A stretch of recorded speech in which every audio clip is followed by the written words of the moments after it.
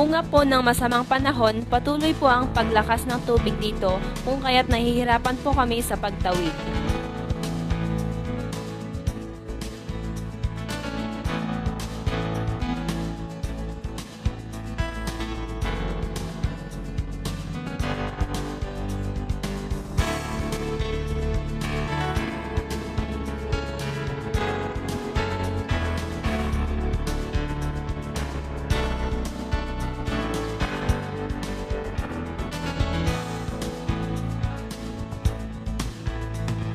Ano po kami ngayon sa Kubo para po magpahinga. Kasi po ano po Napakahirap maglakad. Grabe, napakarami po naming pinagdaanan na ilog. Marami na po madulas. Sila lang, no? Ayan. Hello, mahirap pong daan, yun. Yun, sige. Ayos lang. Ayaw mo! Ikaw yung malunod! Yung sinena! Tignan mo malunod yung sinena! Higit kayo. Exciting. Di ba ba naman? May mas maganda na sa inyo! Ano po, masarap po yung tubig.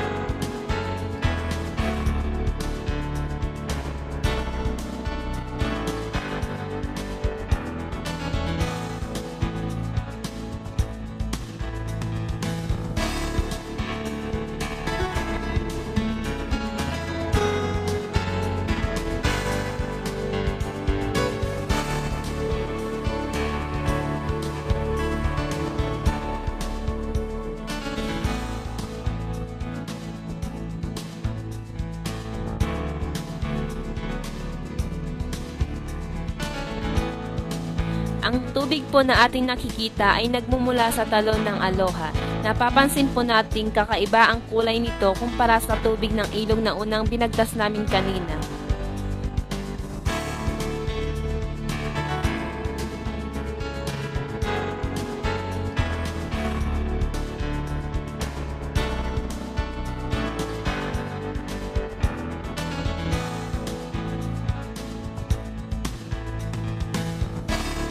Sa wakas, narating na po namin ang talon ng Aloha. Sa kabila po ng mahaba at mahirap na paglalakbay, at batay na rin po sa ating nasaksihan na kagandahan ng talon, tila napawi nito ang aming pagod.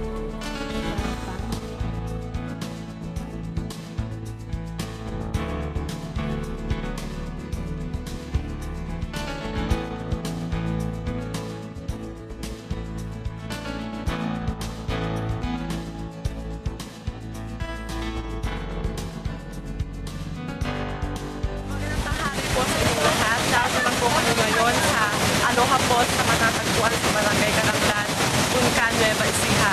Na di umano dinarayo po ng mga turista at nakararanging mamamayan na nanggagaling pa sa iba't ibang lugar. Dahil po sa layunin ng ating gobernador na may parating ang kakaiba at tanging gandahan na ito, may nabuti niya po makipag-ugnayan sa isang grupo ng media upang sa television ang tatangi at kagandahan ng Aloha Falls.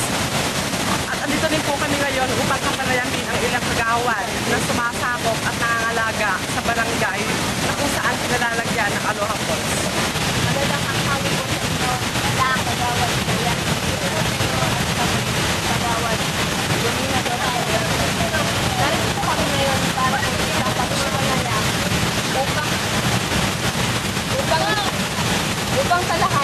upang talakayin po ang kakaibang kagandahan ng Aloha.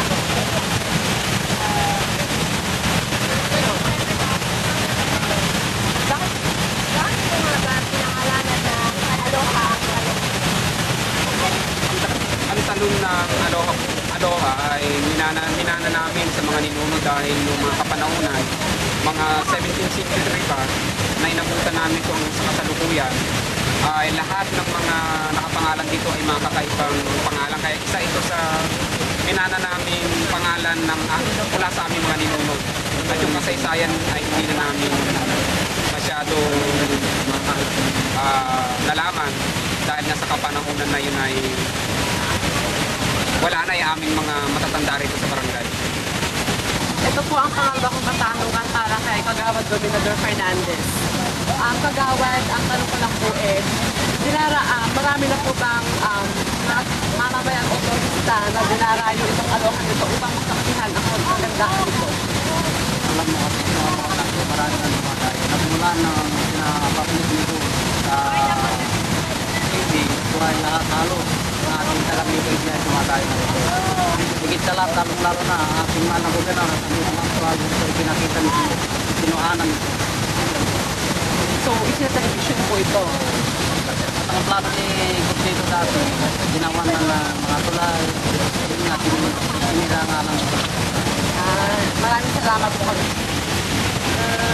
Ano-ano po ba yung mga pakinabangan ng tubig na nanggagaling sa falls na ito? Ang nagiging kapakinabangan ng mga kabarangay namin dito, lalo kita mga magsasaka, ay yung patubig dun sa kabukiran namin dito sa barangay. Lalo tigit kapag mga panahon na tagtuyot, ito yung nagiging sagip doon sa mga patubig para po sa mga kabukiran sa barangay. Kagawad. Lalo na yung tubig ng post na ito, ito ay may nakapropos ng gathering irrigation ng NIA.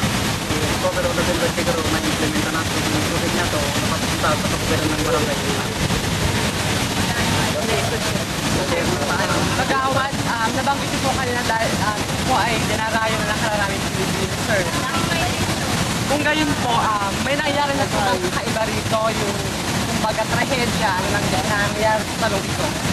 Minsan, yung mga dayo dito, mayroon naman minsan. Kaso nga lang, yung pag tayo rito, nakainom daw yung isang tao. Tapos noon, pagkainom niya, lumungkad, napagod yung ulo. Kaya yung minsan na yung pangyayari na yung siya ay namatay. Yun parang yung first time na pangyayari rin sa tawa ko. Kung nga po ng pangyayaring yun, nabawasan po ba ang dumarayo na lahat ng nangyayari po yung trahedyang gano'n? Sa tanong ko na yung nabawas na yung mga pangyayari na hindi naman lalong dumami sa kung kasi ito ay talagang ginagayo ng kahit saan lugar, ito ay talagang pinupunan.